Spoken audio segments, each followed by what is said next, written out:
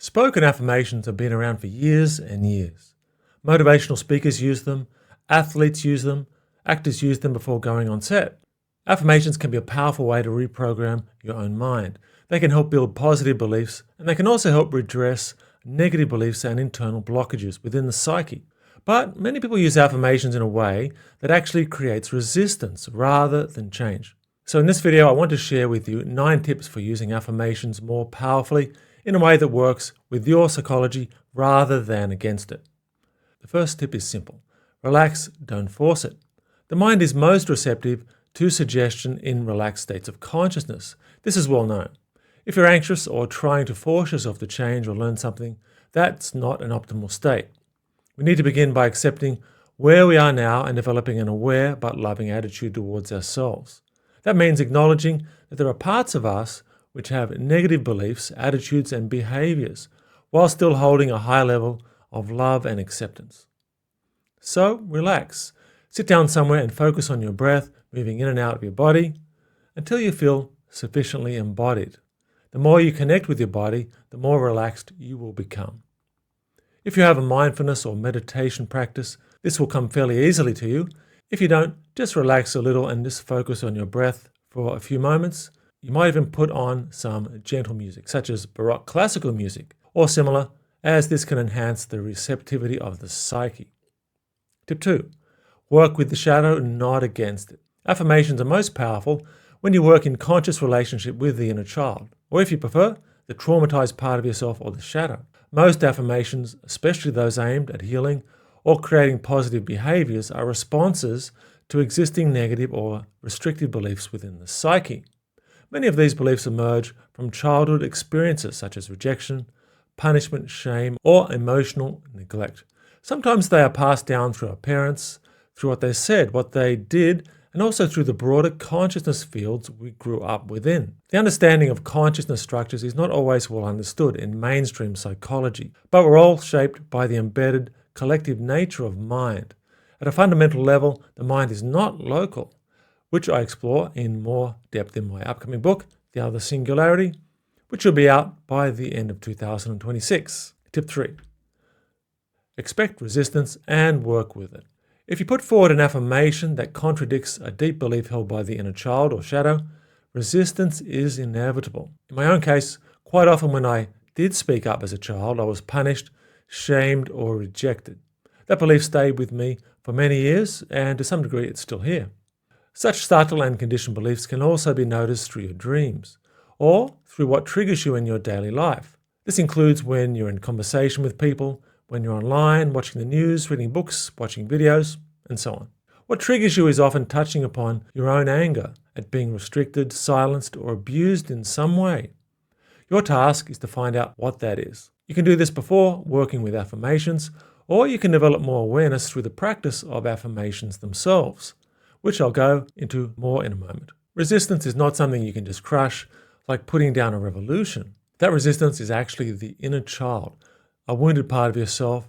It's something to work with gently, consciously, but firmly. Tip 4. Use gentle bridging language. Instead of making claims that feel unbelievable to the inner child or the shadow, you can use gentle bridging language.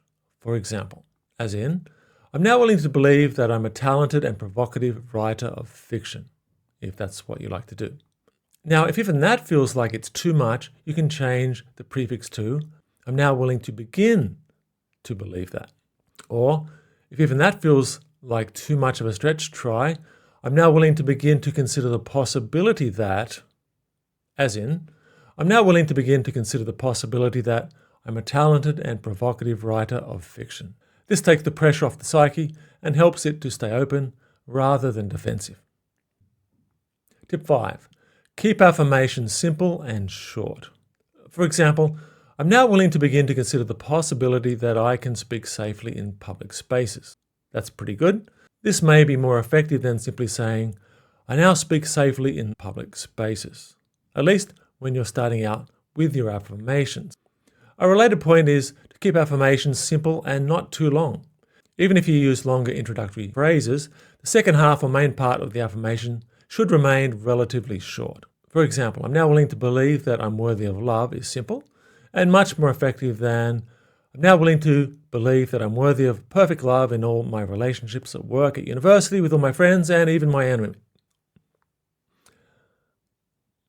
I'm now willing to believe that I'm worthy of perfect love in all my relationships, at work, at the university, with all my friends, and even my enemies.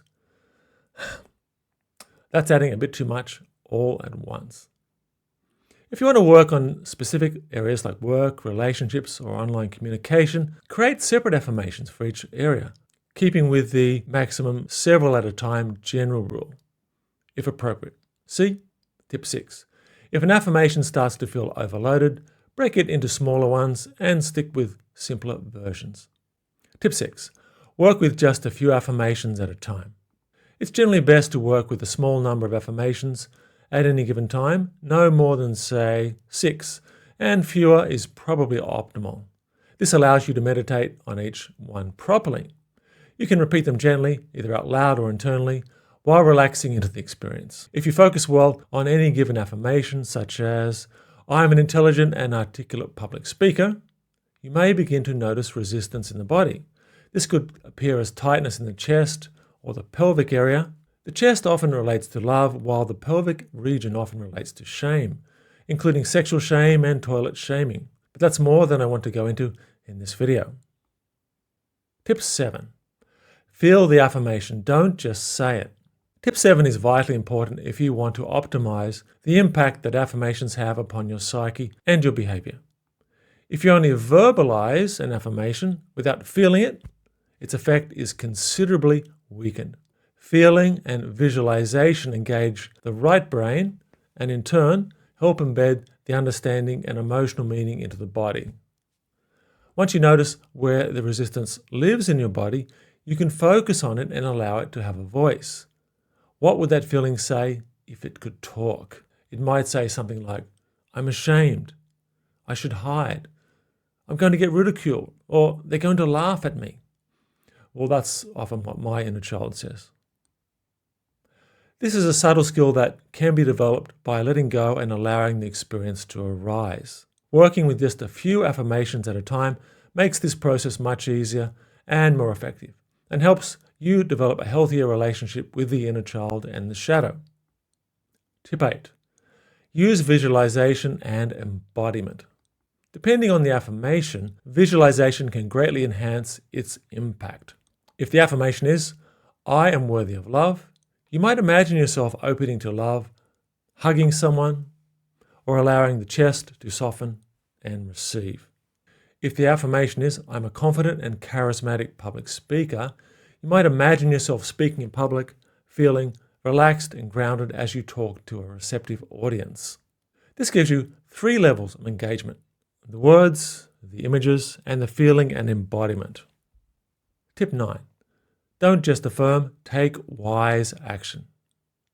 If you believe you're a confident speaker, you need to find ways to speak in public. That might begin with something small, like recording a video at home or speaking with family members. You can also look for opportunities at work, at Toastmasters, or running a workshop. At some point, you have to speak. This is how affirmations move from imagination into lived reality. So, there you have it. Affirmations are most powerful when they're relaxed, honest, embodied, and paired with real-world actions. When you take action, you show the psyche, the wounded child, or the shadow that you can actually do what you say, imagine, and feel. That is when affirmations become most powerful. This is also how healing happens. If you were wounded as a child through shame, abandonment, or rejection, moving out into the world and gently challenging those beliefs shows the inner child that you're no longer helpless. You're now a willing, responsible, and capable adult. If you found this video helpful, you can explore these ideas more deeply in my Power and Presence book and online course, or in my other work, such as the Wisdom book. You will find the links in the description. Thanks for watching. Please like and subscribe if you haven't done so already, and I will see you again next time on the Power and Presence channel. I'm Marcus T. Anthony. See you then. Hello, Marcus T. Anthony here. If you're interested in the kinds of ideas you've encountered here, you'll love my new online Power and Presence course. The course purpose is to enable you to establish your unique, authentic self, what I call your deep self, and to live a life that truly reflects your highest potential, not what somebody else has told you what you should be. Each session has a specially designed meditation to help you embody your deep self.